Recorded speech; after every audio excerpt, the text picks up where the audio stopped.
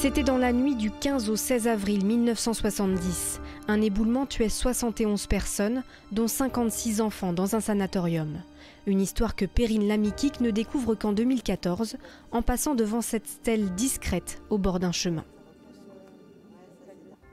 C'est l'une des catastrophes les plus meurtrières de France. Et en fait, on n'en parle pas. Il n'y a pas de reconnaissance de cette histoire sur le plan historique. Il n'y avait personne qui en parlait, quoi. Pendant 7 ans, elle a recueilli des dizaines de témoignages, rescapés, familles de victimes ou employés. Morissette avait 13 ans au moment de la catastrophe. Elle n'a pas hésité à se livrer 50 ans plus tard. Je pense que tout le monde avait besoin de revenir là-dessus. C'était important parce que il y a eu la souffrance, tout le monde s'est tu. Tout le monde s'est tu, on n'avait pas le droit d'en parler. Les gens au plateau, ils n'en parlaient pas.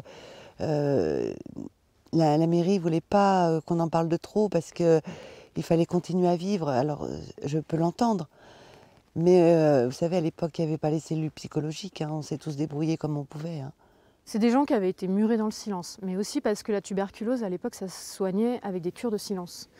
Donc déjà, c'était des adolescents, c'était des gens qui avaient souffert, à qui on avait appris à se taire, et qui en plus avaient été traumatisés par une catastrophe. Donc c'est clair que c'était des gens qui ne pensaient pas avoir le droit de s'exprimer, en fait. Sortir cette histoire de l'oubli, c'était aussi questionner la version officielle, celle d'une catastrophe imprévisible. Une semaine plus tôt, pourtant, un premier glissement de terrain s'était déjà produit. Je suis allée le lendemain dans le dortoir des petits garçons et j'ai vraiment constaté les fissures dans les murs, dans le fond du dortoir. Cela vous a scandalisé oui, que l'on laisse... Là, franchement, et surtout je savais qu'ils allaient remettre les enfants dans ce dortoir. C'est pour ça qu'en 70, les gens ont beaucoup condamné, accusé le docteur Couve, en fait, qui n'avait pas évacué les enfants suite à cette première coulée.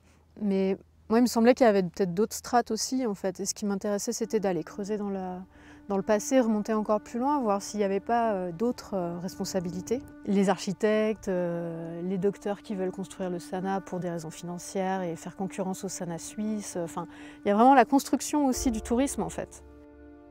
Après son livre, Perrine Lamiquique prépare maintenant un documentaire sur cet événement qui commence doucement à sortir de l'oubli.